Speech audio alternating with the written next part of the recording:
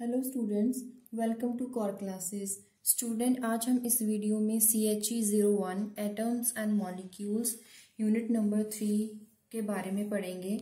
इसका नाम है इलेक्ट्रॉनिक थ्योरी ऑफ वैलेंसी। इसका मतलब है कि जो वैलेंस इलेक्ट्रॉन होते हैं एटम्स में, उनमें बॉन्डिंग जो होती है उनकी वजह से ही होती है।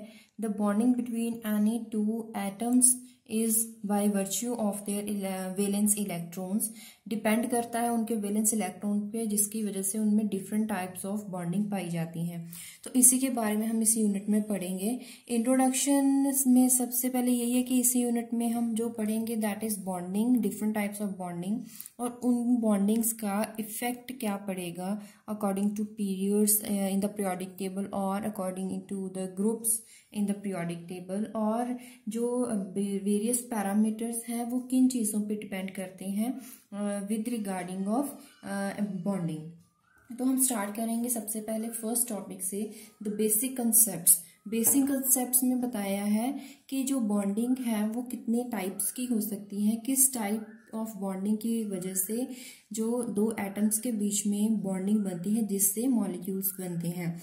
तो यहाँ पे आपको सिर्फ और सिर्फ ये टेबल पढ़ने की ज़रूरत है, इससे आपको इजीली समझ आ जाएगा। ये कभी डेफिनेशंस तो नहीं आती हैं, लेकिन ये सिर्फ आपके समझने के लिए है।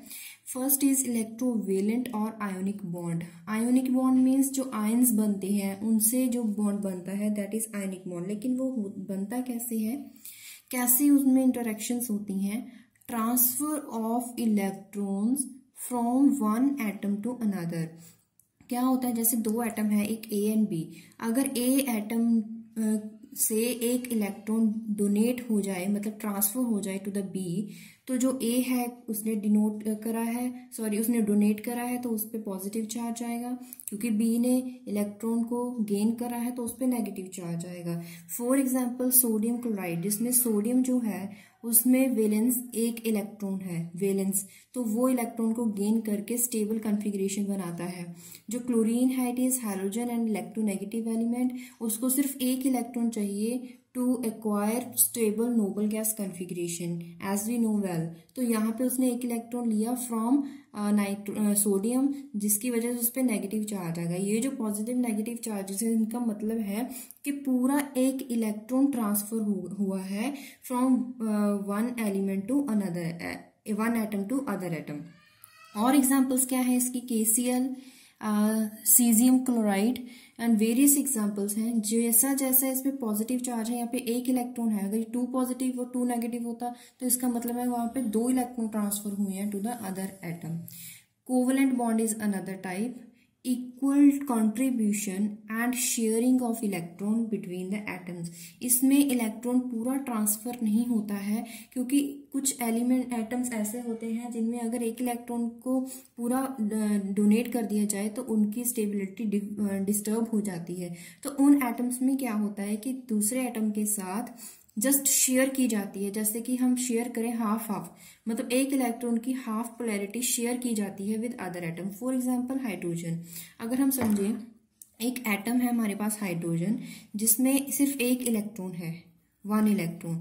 ये अपना एक इलेक्ट्रॉन डोनेट तो नहीं करेगा, क्योंकि ये क्या हो जाएगा, इसकी कॉन्फ़िगरेशन डिस्टर्ब हो जाएगी, इसकी स्टेबिलिटी डिस्टर्ब हो जाएगी। अगर ऐसा ही एक दूसरा एटम हो जिसके पास भी एक इलेक्ट्रॉन है, तो क्या होगा, ये अगर इस हाइड्रोजन जो है, फर्स्ट हाइड्रोजन है, अगर ये एक इलेक्ट्रॉन ये वाला ले ले तो इसकी कॉन्फ़िगरेशन स्टेबल बन जाएगी, 1s2 बन जाएगी। लेकिन ये भी तो वैसे ही सिमिलर एटम है, तो इसे भी तो चाहिए एक electron to acquire stable configuration.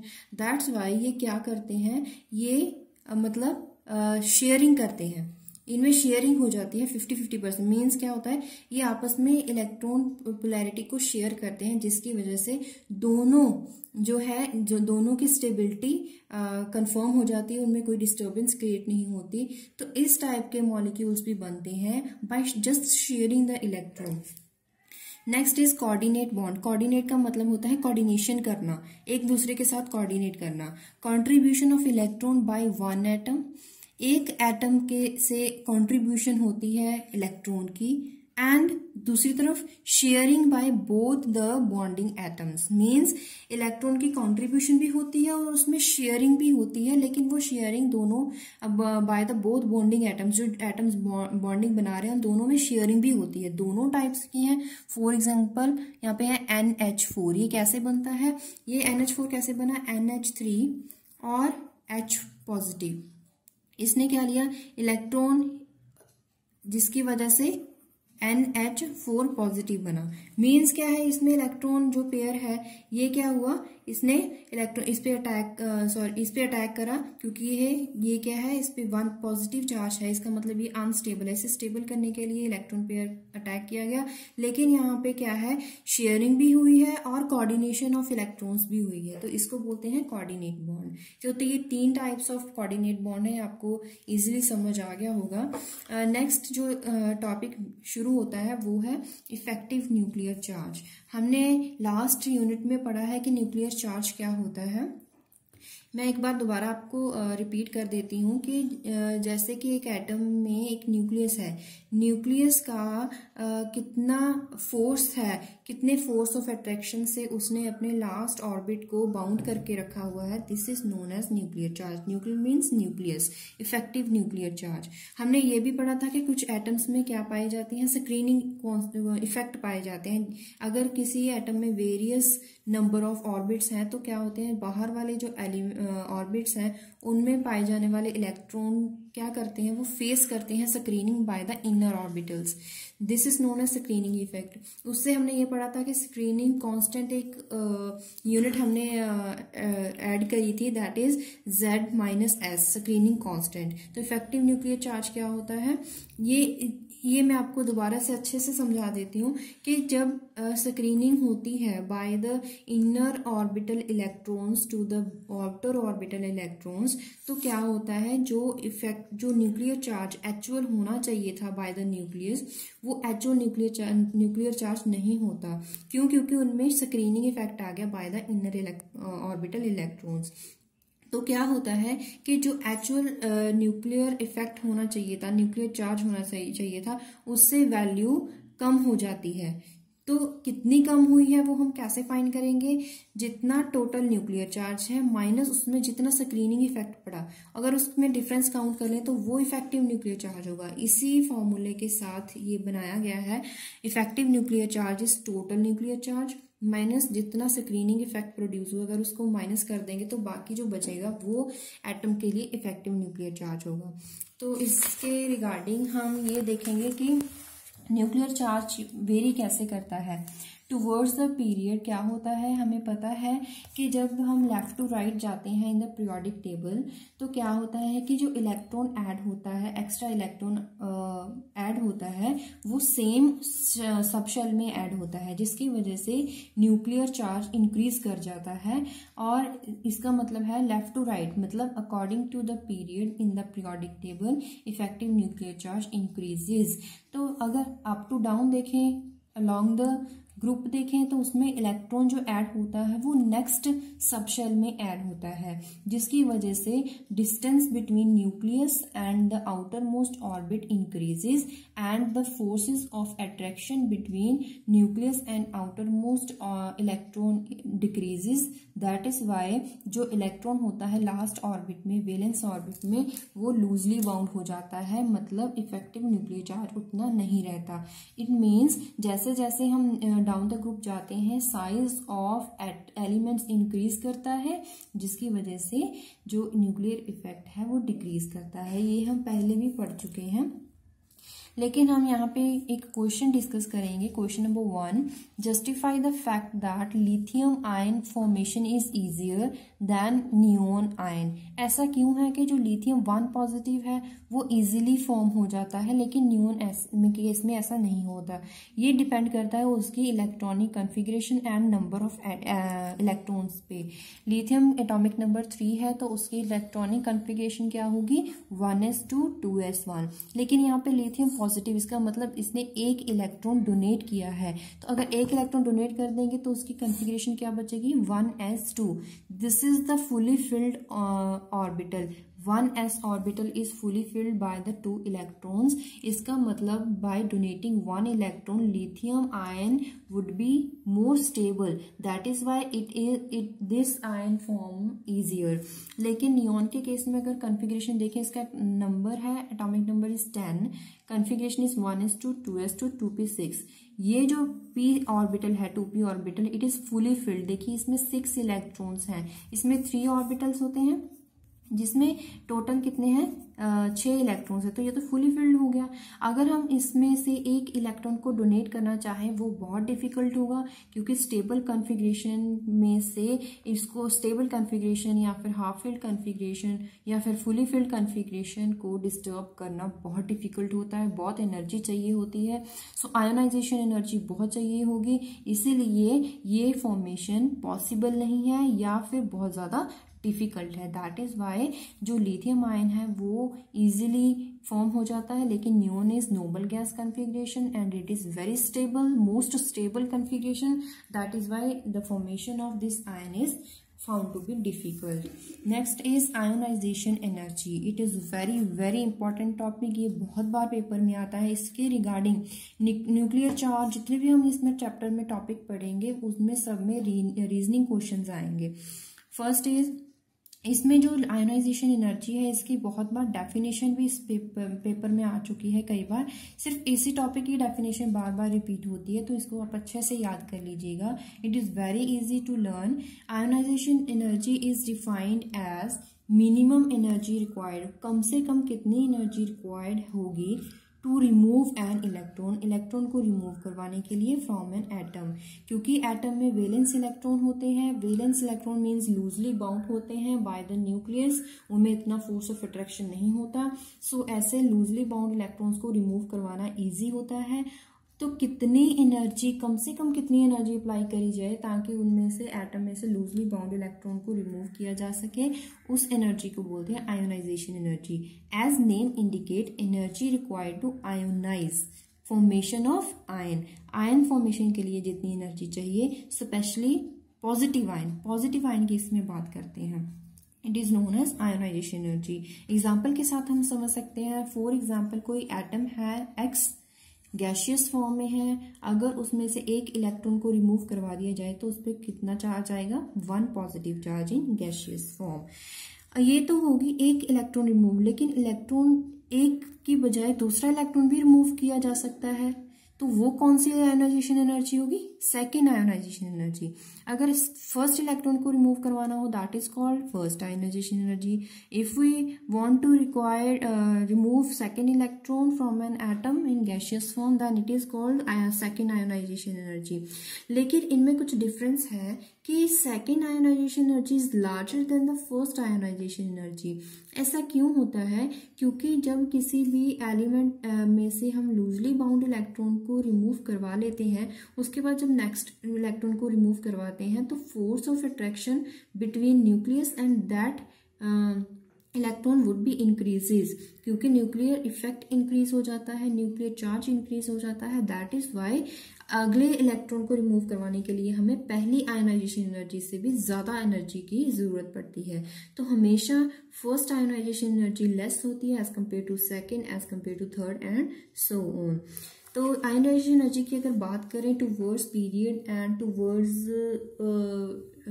Group, तो क्या होगा, हमें पता है कि लेफ्ट टू राइट जो साइज है वो डिक्रीज करता है ऑफ एलिमेंट्स। साइज डिक्रीज क्यों करता है, क्योंकि उस पर न्यूक्लियर इफेक्ट इंक्रीज करता है। ये जो आयोनाइजेशन एनर्जी है वो डिपेंड करती है साइज पे, size of the atom.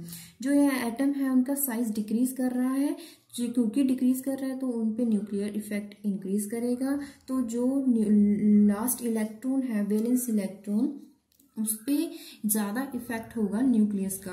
That is why उस ज़्यादा इफेक्टिव न्यूक्लियस को जो फोर्स है उसको तोड़ने के लिए बहुत ज़्यादा एनर्जी चाहिए होगी। इसका मतलब है ionization energy towards left to right जब हम मूव करते हैं तो एनर्जी इंक्रीज करती है। लिथियम में जो एनर्जी चाहिए होगी उससे भी ज़्यादा देखिए बेरिलियम में है और बोरोन में है। नेक्स्ट इज कार्बन, नाइट्रोजन देखिए यहाँ पे, लेकिन ये जो इंक्रीज है वो ग्रेजुअल नहीं है, कंटिन्यूस नहीं है। इसमें देखिए वैल्यूज कम हो रही है, मतलब थोड़ी वेरिएशन पाई गई है।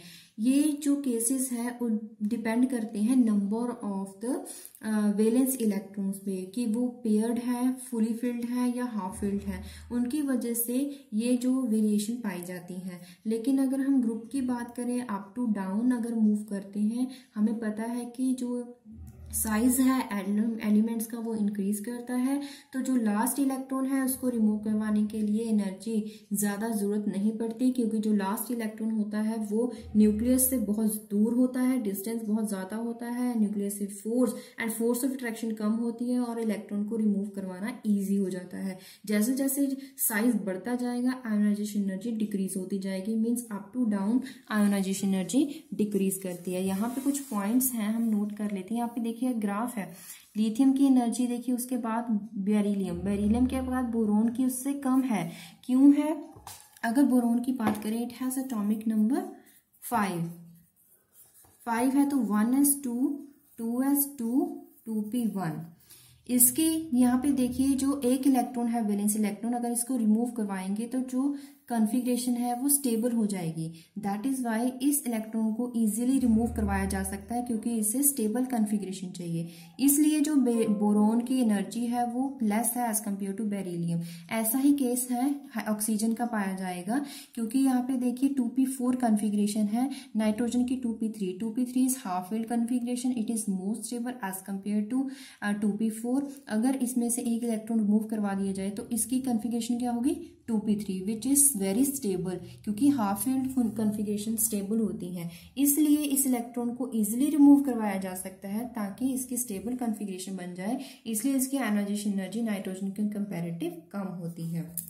तो अभी तक हमने जो आयोनाइजेशन एनर्जी के बारे में पढ़ा है, आप उसके रिगार्डिंग नोट्स बना सकते हैं। सबसे पहले उसकी डेफिनेशन लिखोगे, energy required to remove the outer most electron is no in is gaseous form in ground state is called ionization energy. Example है कोई भी मेटल है गैसियस फॉर्म में, अगर उसमें ऐसे एक इलेक्ट्रॉन रिमूव करवा देंगे तो वो फर्स्ट आयोनाइजेशन एनर्जी कहलाएगी। अगर उसी में से फर्स्ट आयोनाइजेशन एनर्जी के बाद में भी उसमें से एक इलेक्ट्रॉन और रिमूव करवाएंगे तो क्या बन जाएगा? M2 positive, this is ionization energy second. तो यहाँ पे देखिए आयोनाइजेशन एनर्जी जो फर्स्ट होती है वो लेस देन होगी, it is less then the second ionization energy. तो यहाँ पे फैक्टर्स अफेक्टिंग आयोनाइजेशन एनर्जी किस किस पे डिपेंड करती है? सबसे पहले डिपेंड करती है न्यूक्लियर चार्ज पे। जितना न्यूक्लियर चार्ज इंक्रीज करेगा, इसका मतलब क्या होगा? जो इलेक्ट्रॉन है उसको टाइटली बाउंड किया जाएगा बाय द न्यूक्लियस। सो उससे क्या हो जाएगा? इलेक्ट्रॉन को रिमूव करवाना डिफिकल्ट हो जाएगा और आयोनाइजेशन एनर्जी डिक्रीज करेगी। मतलब क्या कंक्लूजन निकला? जैसे अगर न्यूक्लियर चार्ज इंक्रीज होता है, आयोनाइजेशन एनर्जी भी इंक्रीज होगी।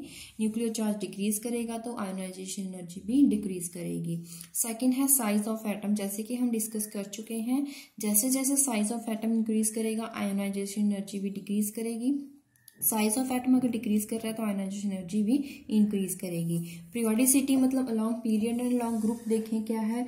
जो फर्स्ट आयोनाइजेशन एनर्जी है एल्कली मेटल मींस अगर हम लेफ्ट टू राइट जाएं, एल्कली मेटल लेफ्ट में पड़े हैं in the periodic table and noble gases in the right side. First ionisation energy increases from alkali metal to noble gas means left to right or across the period, but this increase is not regular, जैसे कि हमने graph में देखा। Ionization energy of alkali metals are lowest but noble gas की सबसे ज्यादा होगी, but ये इंक्रीज भी स्मूथ नहीं है। फॉर एग्जाम्पल जो एलिमेंट्स हैं पीरियड 2 में, in spite of increasing nuclear charge, इसमें भी कुछ वेरिएशन है। क्वेश्चन है why first ionisation energy of boron and oxygen are lower than beryllium and nitrogen. First ionisation energy चारों की हम देखेंगे क्या है। सबसे पहले हम बात करते हैं बेरिलियम की। बेरिलियम के में से इलेक्ट्रॉन रिमूव करवाना है, उसकी कॉन्फ़िगरेशन क्या है? 1s2 2s2, ये तो स्टेबल कॉन्फ़िगरेशन है, इसमें से इलेक्ट्रॉन को रिमूव करवाना डिफिकल्ट होगा। लेकिन बोरोन की बात करें, बोरोन में क्या है? 1s2 2s2 2p1, ये तो स्टेबल कॉन्फ़िगरेशन नहीं है।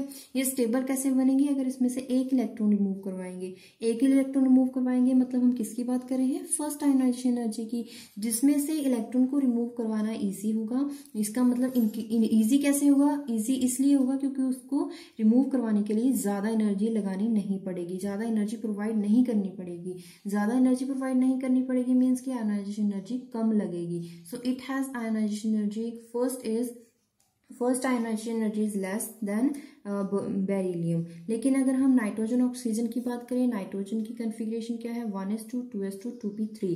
तो जो p ऑर्बिटल है इसमें 3 इलेक्ट्रॉन है। This is half filled configuration which is very stable. And in case 1s2 2s2 2p4 in case of oxygen 1, इसमें देखिए ये स्टेबल नहीं है। लेकिन ये स्टेबल कब होगी? जब एक इलेक्ट्रॉन इसमें से रिमूव हो जाएगा तो ये हाफ फिल्ड कॉन्फ़िगरेशन कहलाएगी। Means first ionisation energy is very less in case of oxygen to acquire the stable configuration, half filled configuration of oxygen. That is why जो first ionization energy है in case of boron it is less than the first ionization energy of beryllium. यही मैंने इसमें ये जो बोला है ये सारे पॉइंट्स मैंने इसमें रीजन में लिखे हैं। आप इससे वीडियो को पॉज करके इन पॉइंट्स को नोट कर सकते हैं। ऐसे ही आपको पॉइंट्स में आंसर में अगर आप लिखेंगे तो वो आंसर अट्रैक्टिव लगेगा, जिससे आपको मार्क्स में कोई भी कटिंग नहीं होगी, वो आपको फुल मार्क्स मिलने के पूरे चांसेस होंगे। पीरियोडिसिटी अलोंग द ग्रुप्स में अगर देखेंगे फर्स्ट पॉइंट, क्योंकि हमने पहले भी डिस्कस किया है कि डिपेंड किस पे करती है? साइज पे, मीन्स के एटॉमिक रेडियस पे। क्योंकि up to down size increase करता है, रेडियस इंक्रीज करता है। क्यों इंक्रीज करता है? क्योंकि उसमें number n principal quantum number increase करता है।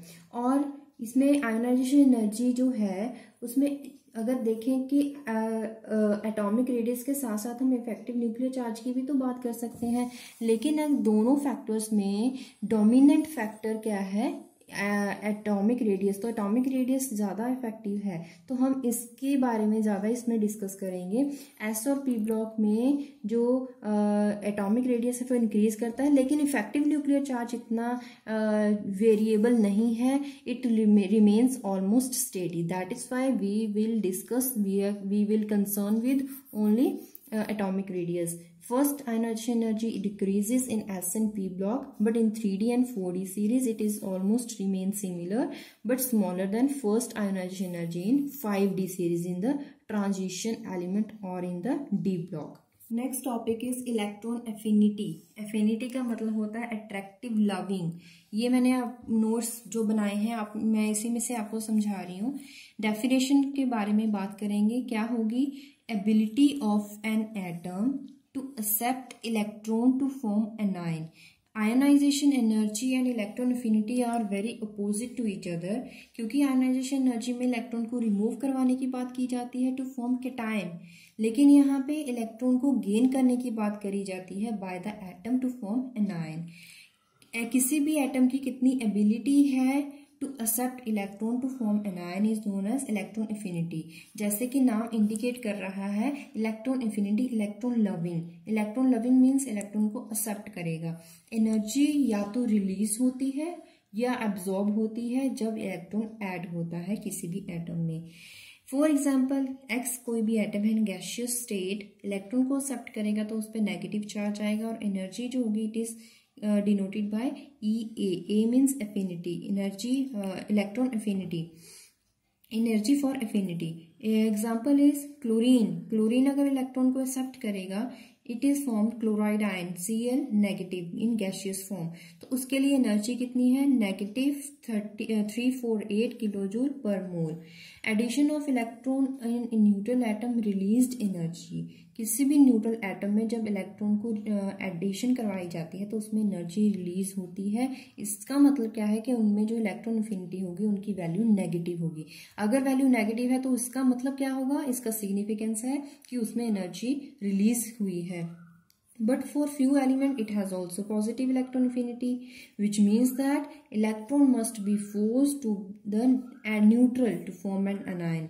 इसका मतलब क्या है कि कुछ एलिमेंट्स में अगर इलेक्ट्रॉन को एडिशन करवाई जाए तो वो एडिशन इतनी इजी नहीं होती है।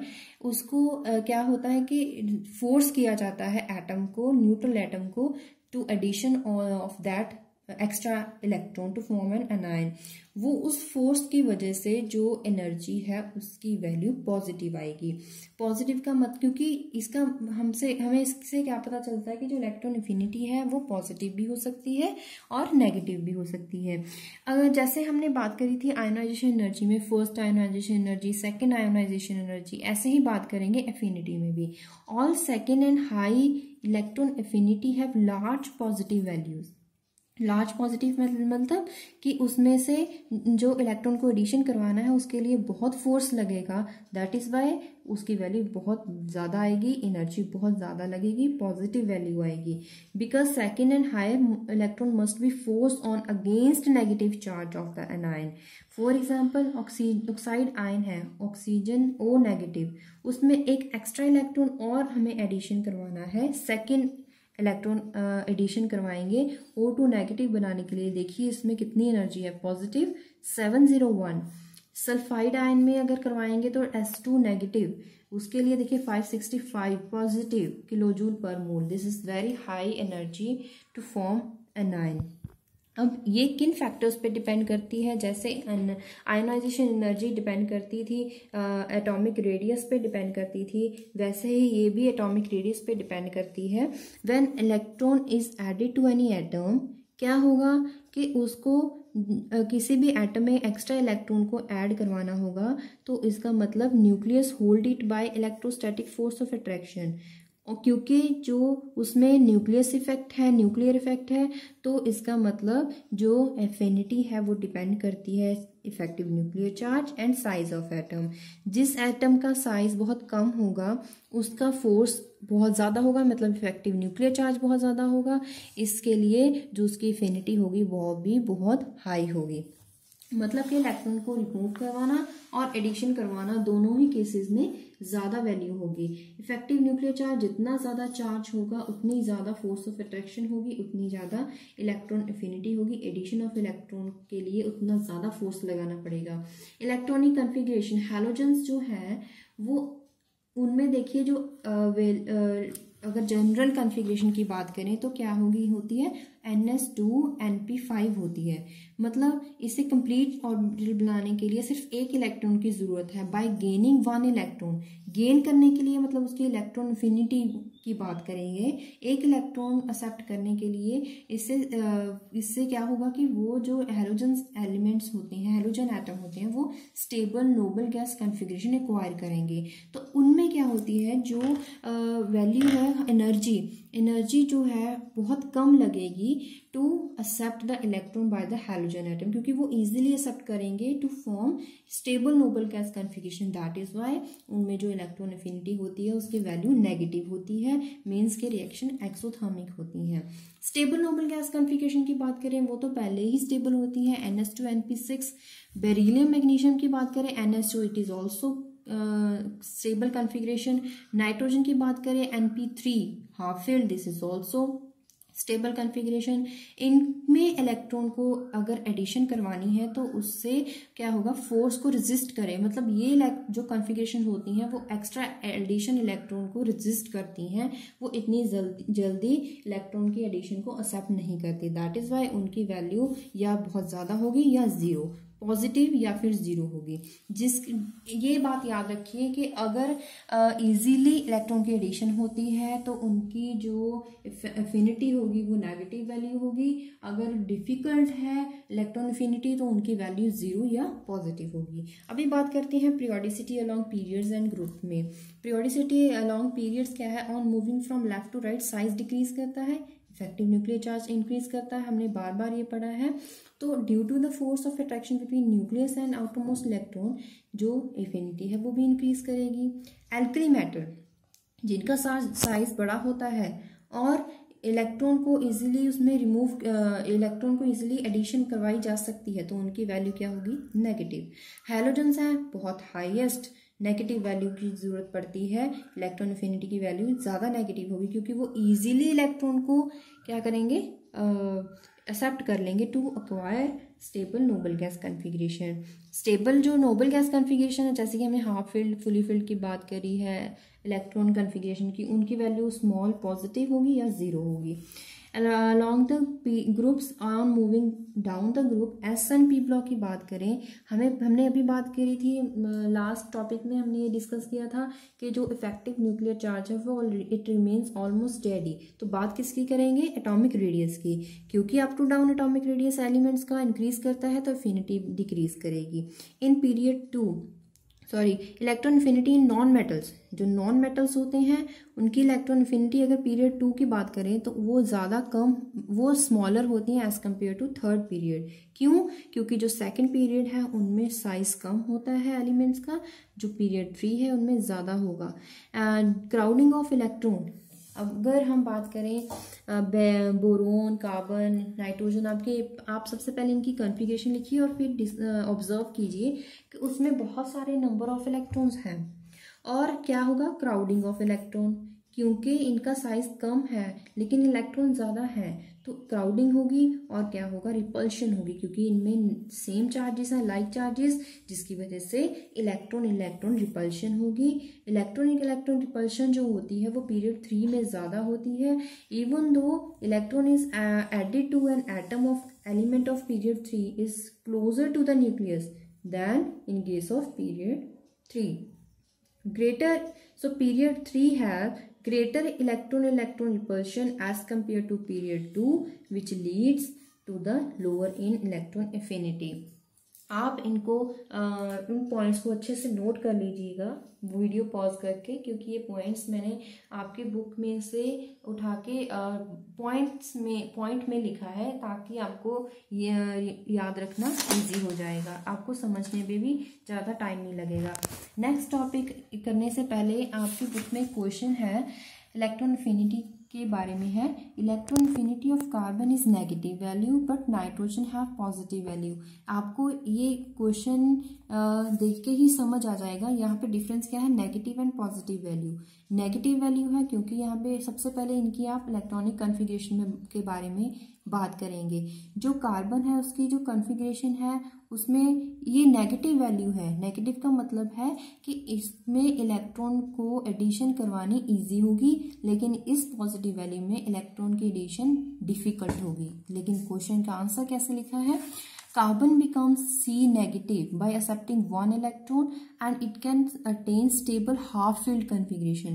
क्योंकि इसमें आउटर मोस्ट जो इलेक्ट्रॉन है उसमें P2 इलेक्ट्रॉन्स होंगे, तो P3 करने की जब P3 एक इलेक्ट्रॉन एक्सेप्ट करेगा तो P3 बन जाएंगे। This would be half filled which is stable, मतलब ये स्टेबल होने के लिए जल्दी इलेक्ट्रॉन को एक्सेप्ट करेगा, that is why it has negative value.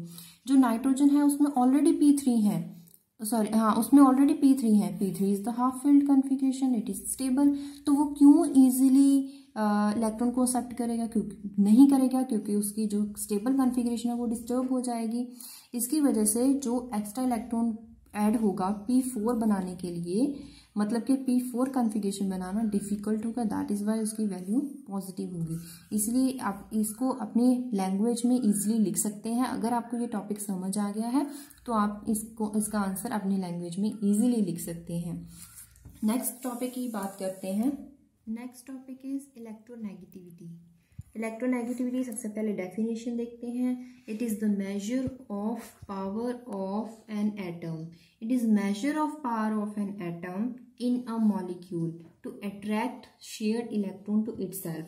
किसी भी एटम की कितनी एबिलिटी है कि वो इजीली अपनी तरफ इलेक्ट्रॉन को अट्रैक्ट कर सकता है by sharing, it is known as electronegativity. It is just a measure, it is a theoretical part. So ये जो थ्योरेटिकल टर्म है it is not a practical, लेकिन it is a measure of power, कितनी capability है of atom to accept the electron. In homonuclear diatomic, homonuclear means जो molecules हैं जिसमें same atoms हैं, सेम एटम्स से मिलके जो मॉलिक्यूल्स बने हैं उनको बोलते हैं होमोन्यूक्लियर डायटोमिक मॉलिक्यूल्स। होमो means same, homonuclear diatomic molecules like A2, B2। इनमें जो इलेक्ट्रॉन पेयर होंगे वो तो इक्वली शेयर होंगे क्योंकि इनमें कुछ डिफरेंस ही नहीं है, तो इसमें जो इलेक्ट्रोनेगेटिविटी की बात हम नहीं करेंगे। लेकिन अगर हेटेरो न्यूक्लियर की बात करें, हेटेरो मीन्स जिनमें जो मॉलिक्यूल्स डिफरेंट एटम से मिलके बने हैं, लाइक A एंड B, इनको मिलके जो इलेक्ट्रॉन मॉलिक्यूल बना है उसको बोलते हैं होमोन्यूक्लियर डायटोमिक मॉलिक्यूल। इसमें क्या होता है कि जो A है, atom A slowly stripping off its electron to become a partially cation. इनमें सपोज कीजिए कि जो A एटम है वो अपना इलेक्ट्रॉन डोनेट करेगा to form cation A positive, और जो पॉजिटिव चार्ज होगा डिवेल्प होगा A पे, it is tendency to attract that electron by the B atom. क्योंकि इसने इलेक्ट्रॉन डोनेट कर दिया है तो वो इलेक्ट्रॉन कौन एक्सेप्ट करेगा? B।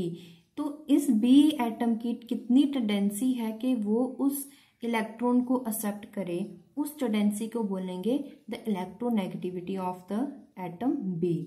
The positive charge develop on A, its tendency to attract electron to take B. Both A and B start attracting electron pair towards themselves until कब तक वो आपस में अट्रैक्ट करेंगे? जब तक tendency of both atom to attract electron pair balanced. जब तक वो बैलेंसिंग नहीं होगी तब तक वो इलेक्ट्रॉन को एक्सेप्ट करने की प्रॉपर्टी जारी रहेगी। If one of atom like B, suppose एक एटम है B जिसकी हाई टेंडेंसी है कि वो इलेक्ट्रॉन को बहुत अपनी तरफ अट्रैक्ट कर सकता है, to attract electron pair towards itself than A। अगर B के पास ज़्यादा टेंडेंसी है तो इलेक्ट्रॉन पेयर किसकी तरफ जाएगा? B की तरफ ज़्यादा जाएगा as compare to A।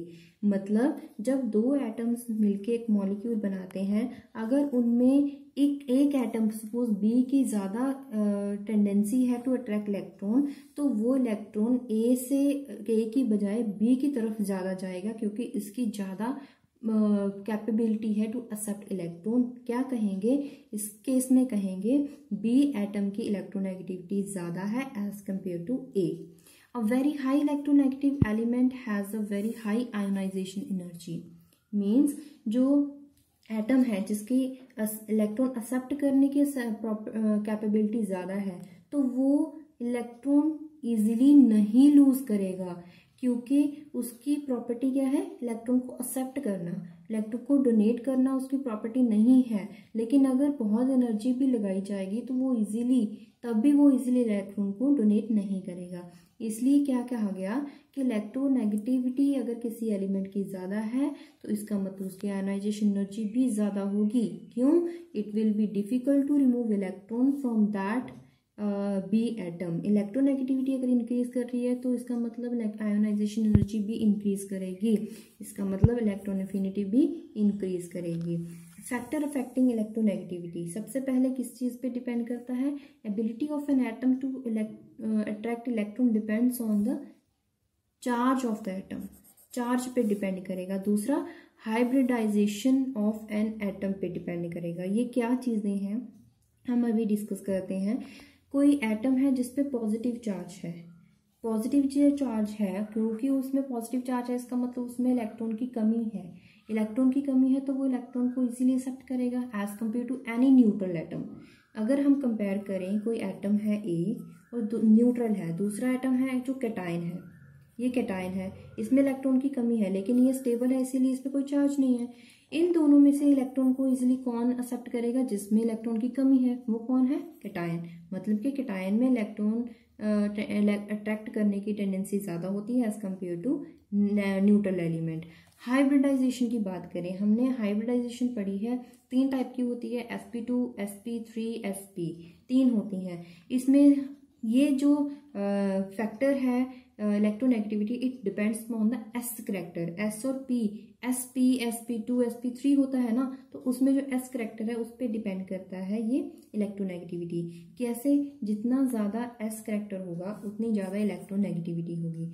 Due to lower energy greater electron attracting power of s orbital, क्योंकि एस ऑर्बिटल की एनर्जी कम होती है, उस कम एनर्जी में वो इजीली इलेक्ट्रॉन को एक्सेप्ट कर लेते हैं, इसलिए ये डिपेंड करता है एस ऑर्बिटल में। जितना ज़्यादा एस करेक्टर होगा उतनी ज़्यादा इलेक्ट्रोनेगेटिविटी हाई होगी, ये आप फैक्टर याद रखिएगा।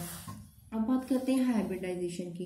अब कैसे पता करेंगे कि एस करेक्टर कितना है। हमने पढ़ी है 3 टाइप्स, sp, sp2, sp3। अगर sp की बात करें, ये देखिए इनमें 1-1 मतलब कि 50-50% शेयर है दोनों में, मतलब 50% कितना है S character and 50% he P character है। sp3 में बात करें टोटल है 1 + 2 3, मतलब कि जो एस करेक्टर है उसमें 33% है। और sp3 में बात करें, ये टोटल कितना है 1 + 3, पावर कितनी है 4। इसका मतलब 3 जो पार्ट हैं वो p को जा रहे हैं और एक पार्ट s को, मतलब 25% इसमें s करेक्टर है। s करेक्टर सबसे ज़्यादा किसमें है, sp में। इसका मतलब इसकी जो इलेक्ट्रोनेगेटिविटी होगी वो ज़्यादा होगी as compare to sp2, as compare to sp3। sp किस में होती है, ट्रिपल बॉन्ड में। sp2 कन्फिगरेशन किस हाइब्रिडाइजेशन किसकी होती है, डबल बॉन्ड में। sp3 किसकी होती है, जो सिंगल बॉन्डेड कंपाउंड होते हैं, जैसे इथाइन हो गया, इसमें सबसे ज़्यादा करेक्टर s है, इसका मतलब इसकी इलेक्ट्रोनेगेटिविटी सबसे ज़्यादा है। sp2 इथीन में उससे कम, मीथेन में सबसे कम होगी। पीरियोडिसिटी की बात करेंगे, periodicity along period left to right जब जाएंगे इलेक्ट्रोनेगेटिविटी इंक्रीज करेगी in s block and p block में। क्यों, क्योंकि इफेक्टिव न्यूक्लियर चार्ज उसमें इंक्रीज करता है फ्रॉम लिथियम टू फ्लोरीन, ये ट्रेंड भी इंक्रीज करेगा। ट्रांजिशन एलिमेंट डी ब्लॉक की बात करें तो increase in electronegativity is much smaller. क्यों, क्योंकि this is because the addition of electron is being added to inner shells, मतलब जो इलेक्ट्रॉन ऐड होगा इलेक्ट्रोनेगेटिविटी की वजह से, अगर इलेक्ट्रॉन ऐड भी होगा इन ट्रांजिशन एलिमेंट तो वो इनर ऑर्बिटल में ऐड होगा। लेकिन इनर ऑर्बिटल क्या करते हैं, shielding effect. Due to this shielding effect majorly in the transition element, जो शील्डिंग इफेक्ट की वजह से ये जो इलेक्ट्रोनेगेटिविटी है वो इतनी ज़्यादा इफेक्टिव नहीं है इन केस ऑफ ट्रांजिशन एलिमेंट्स। अगर ग्रुप की बात करें, लिथियम ग्रुप मीन्स के फर्स्ट जो ग्रुप है उसमें क्या है, इलेक्ट्रोनेगेटिविटी डिक्रीज करती है, क्योंकि जितना ज़्यादा साइज बढ़ेगा उतना ज़्यादा इलेक्ट्रोनेगेटिविटी डिक्रीज करेगी। Decrease in this trend is smaller in first 2 elements due to their small size. Small size जितना होगा उतनी ज़्यादा इलेक्ट्रोनेगेटिविटी होगी। In period 4 from gallium to bromine have greater electronegativity than expected value. जितनी expected value उससे भी ज़्यादा इसकी इलेक्ट्रोनेगेटिविटी होती है। क्यों, क्योंकि इनमें ट्रांजिशन एलिमेंट्स हैं, इनमें ट्रांजिशन एलिमेंट होने की वजह से इफेक्टिव न्यूक्लियर चार्ज ज़्यादा होगा than if transition element were not there. Presence of lanthanide, lanthanide की बात करें उनमें इलेक्ट्रोनेगेटिविटी इंक्रीज करती है इन 5D सीरीज, लेकिन 3D 4D में इतना इलेक्ट्रोनेगेटिविटी इंक्रीज नहीं करता है। तो इसके साथ ही हमने